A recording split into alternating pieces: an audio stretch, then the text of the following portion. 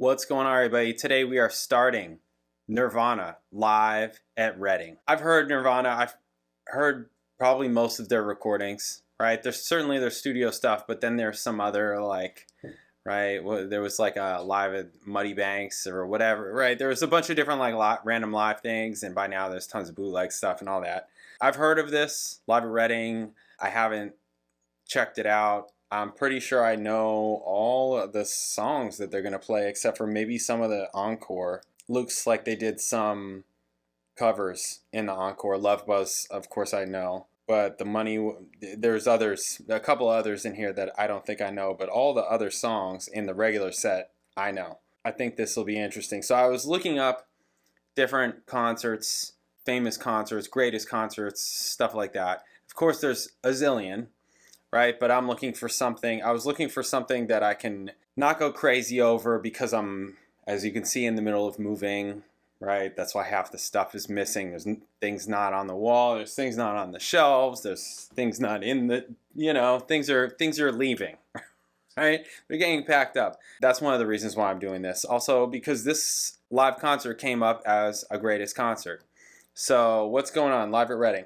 Band's headline performance at Reading Festival, Reading, England, August 30th, 1992, bootlegged for years. Appearance at the 1992 Reading Festival was the band's second performance at the annual music festival, and their first since the success of their second album, Nevermind, had elevated them to the position of what Pitchfork called the biggest rock band in the world. It was also their final concert in the UK. The band's first appearance at Reading had been August 23rd, 91, when they played an approximate 40-minute set on the afternoon of the first day of the festival during their 2-week European tour with Sonic Youth. August 30th, 1992 concert in Reading occurred shortly after the birth of Frances Bean Cobain, the daughter, right, of Kurt and Courtney Love, vocalist. Okay, right. It was also performed amid press reports of Nirvana's possible dissolution due to rumors of Cobain's addiction to heroin and tension within the band. Cobain discussed the rumors in the 93 Nirvana biography, Come As You Are, calling them examples of classic typical English journalism, sensationalism.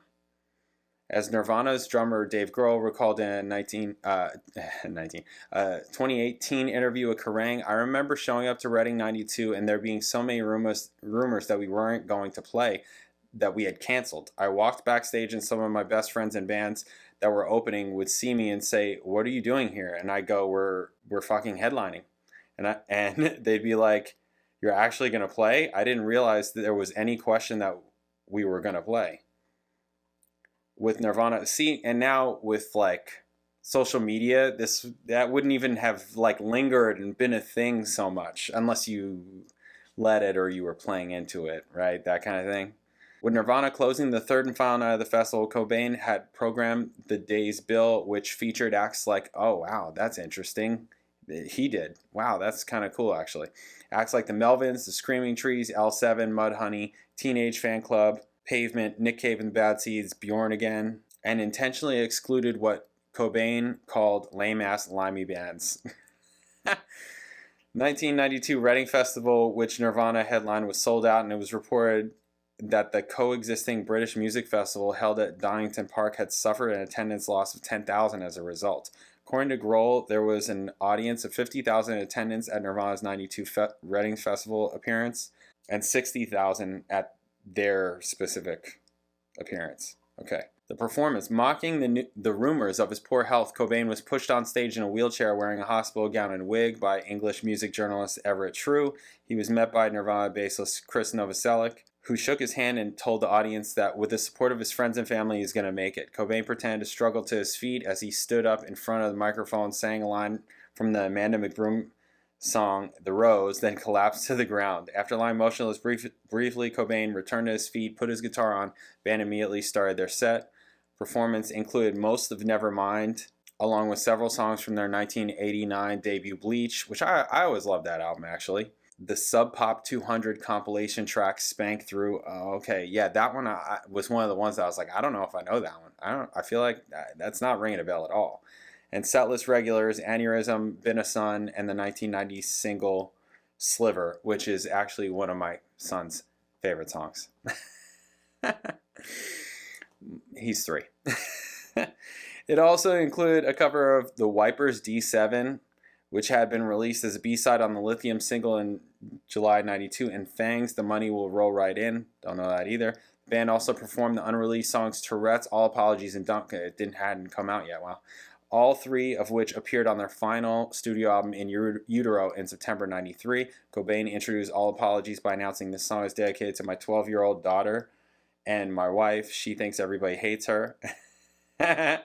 And then may not fully be, at the time at least, maybe some truth to that. And then encouraged, not everybody, and then encouraged the crowd to chant Courtney, we love you. Pavement guitarist Scott Camberg later recalled being impressed by the future In Utero material, telling Matt Allen of Mojo in 2023, the new songs sounded great. With All Apologies, it was like they were a completely different band. I'd seen them a bunch before Nevermind, and I was like, these guys are actually a lot cooler than I used to think. Large part of the audience sang along to the lyrics of the band's current single Lithium, which Grohl would later cite it as one of the band's biggest moments. Performance of Smells Like Teen Spirit, the band's 91 breakthrough single from Nevermind, incorporated part of the 1976 Boston single More Than a Feeling at the beginning. Okay, reference to the similarities between the two songs' main guitar riffs. Show ended with Cobain playing the American National Anthem, Star Spangled Banner, and the band smashing their instruments.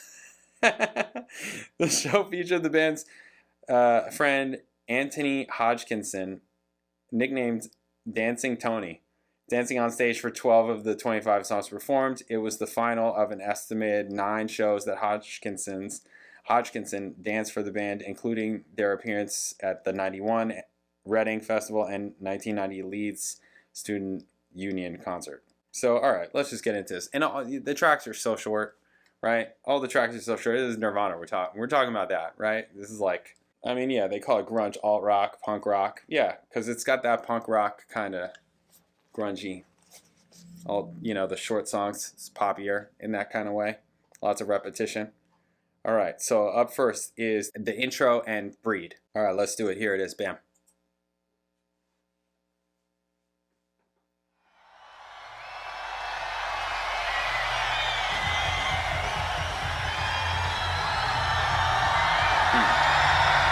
Looks cool. Also kind of looks small, right? I can't say, it's too painful. This is too painful. They're just playing Nirvana back there? You're gonna make it, man. With the support of his friends and family, he's gonna make it.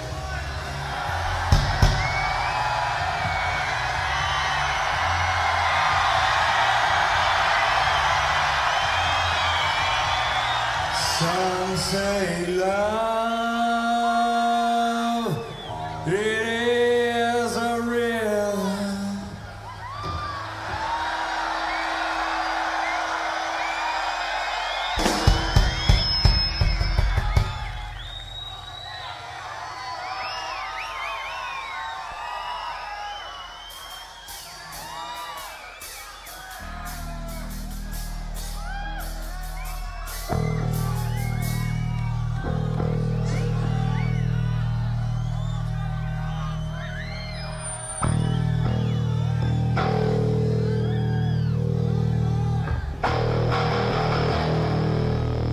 Bass tone.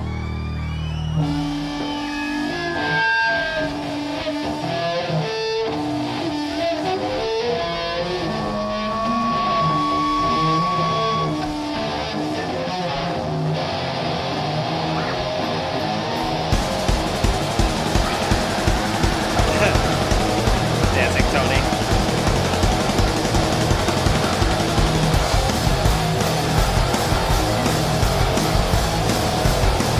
Ha ha ha.